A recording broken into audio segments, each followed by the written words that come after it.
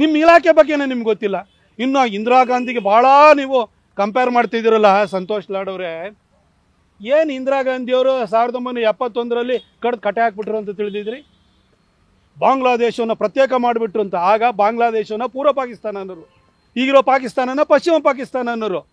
ಅದಕ್ಕಿಂತ ಮೊದಲು ಬಾಂಗ್ಲಾದೇಶದಲ್ಲಿ ಪೂರ್ವ ಪಾಕಿಸ್ತಾನದಲ್ಲಿ ಪಾಕಿಸ್ತಾನಿ ಆರ್ಮಿ ಏನಿದೆ ಅದು ಲಕ್ಷಾಂತರ ಜನ ಬಾಂಗ್ಲಾ ಮಹಿಳೆಯರನ್ನು ಅತ್ಯಾಚಾರ ಮಾಡಿತ್ತು, ದಬ್ಬಾಳಿಕೆಯನ್ನು ನಡೆಸ್ತಾ ಇತ್ತು. ಅದರ ವಿರುದ್ಧವಾಗಿ ಶೇಖ್ ಮುಜಿಬುರ್ ರೆಹಮಾನ್ ನೇತೃತ್ವದಲ್ಲಿ ಬಾಂಗ್ಲಾ ಮುಕ್ತಿ ವಾಹಿನಿ ಅಂತೇಳಿ ಹೇಳಿ ಇಡೀ ಬಾಂಗ್ಲಾದೇಶಗಳು ಒಟ್ಟಾಗಿ ನಿಂತ್ಕೊಂಡು ಆರ್ಮಿಯ ವಿರುದ್ಧ ನಿಂತಿದ್ರು. ಆಗ ಭಾರತದ ಸೇನೆ, ಆಗ ಇಂದಿರಾ ಗಾಂಧಿಯವರು ಒಂದು ಗಟ್ಟಿ ನಿರ್ಧಾರವನ್ನು ತೆಗೆದುಕೊಂಡು ಬಾಂಗ್ಲಾವನ್ನು ಪ್ರತ್ಯೇಕ ಮಾಡಲಿಕ್ಕೆ ಹೊರಟರು. ಆಗ ಸಮಸ್ತ ಬಾಂಗ್ಲಾದೇಶಿಗರು ಜೊತೆ ನಿಂತಿದ್ರಿಂದಾಗಿ ಪಾಕಿಸ್ತಾನವನ್ನು ಸೋಲಿಸ್ಲಿಕ್ಕೆ ಸಾಧ್ಯವಾಯಿತು. ನಮ್ಮ ಸೈನಿಕರು 93,000 ಪಾಕಿಸ್ತಾನಿ ಸೈನಿಕರನ್ನ ಒತ್ತಾಗಿ ತೆಗೆದುಕೊಂಡ್ರು. ಆದರೆ ಒತ್ತಾಗಿ ತೆಗೆದುಕೊಂಡ ನಂತರ ನಿಮ್ಮ ಇಂದಿರಾ ಗಾಂಧಿಯವರು ಮಾಡಿದ್ದೇನ್ರಿ?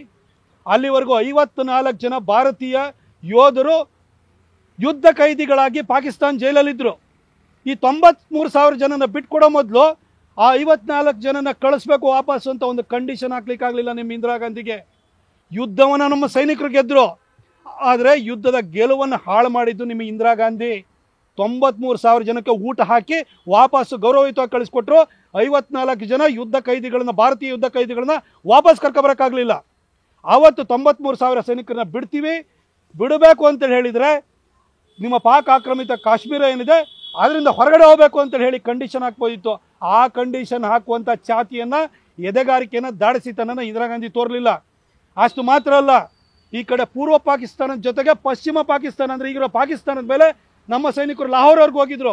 ಸುಮಾರು 15,000 ಸ್ಕ್ವೇರ್ ಕಿಲೋಮೀಟರ್ ಒಳಗಡೆ ಹೋಗಿ ಕಬ್ಜಾ ಮಾಡಿದ್ರು. ಅದನ್ನು ಬಿಟ್ಕೊಟ್ಟು ಬಂದ್ರಿ, ಅದನ್ನು ಉಳಿಸ್ಕೊಳ್ಳಿಲ್ಲ. ಯಾವ ಇಂದಿರಾ ಗಾಂಧಿ ಬಗ್ಗೆ ಮಾತಾಡ್ತಾ ಇದ್ದೀರಿ? ಆದರೆ ನರೇಂದ್ರ ಮೋದಿಯವರ ಬಗ್ಗೆ ಮಾತಾಡಬೇಕಾದ್ರೆ ಸ್ವಲ್ಪ ಇತಿಹಾಸದ ಜ್ಞಾನ ಇರಬೇಕು.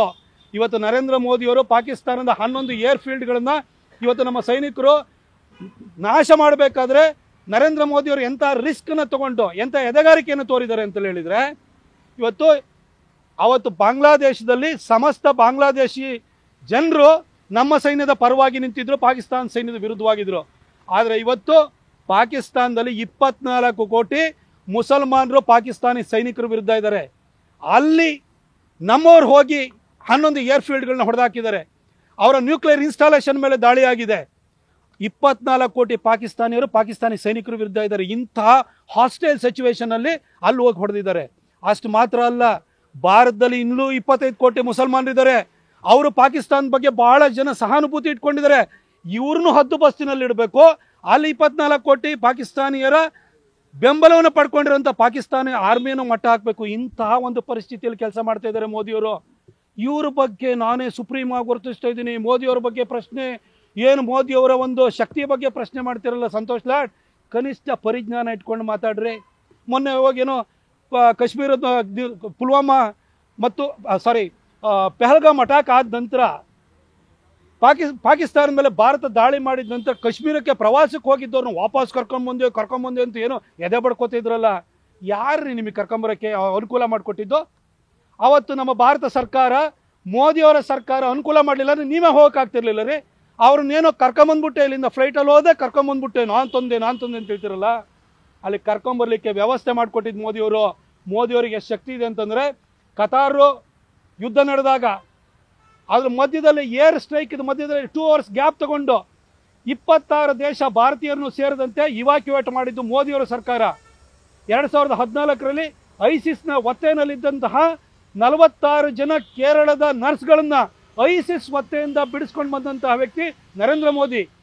ತಾಲಿಬಾನ್ ವಾಪಸ್ ಅಫ್ಘಾನಿಸ್ತಾನದ ಮೇಲೆ ಕಬ್ಜಾವನ್ನು ಮಾಡಿ ಅಮೆರಿಕದವರು ಓಡಿ ಹೋದ ನಂತರ ಆ ಒಂದು ಅಫ್ಘಾನಿಸ್ತಾನದಲ್ಲಿದ್ದಂತಹ ಭಾರತೀಯರು ಇರ್ಬೋದು, ಬೇರೆ ದೇಶದವರು ಇರ್ಬೋದು, ಅವರನ್ನು ಇವ್ಯಾಕ್ಯುವೇಟ್ ಮಾಡಿ ಕರ್ಕೊಂಡ್ಬಂದಿದ್ದು ನರೇಂದ್ರ ಮೋದಿ. ನ್ಯೂಸ್ ಫಸ್ಟ್, ನಿರ್ಭೀತಿಯಿಂದ ನಿಮ್ಮ ಪರವಾಗಿ.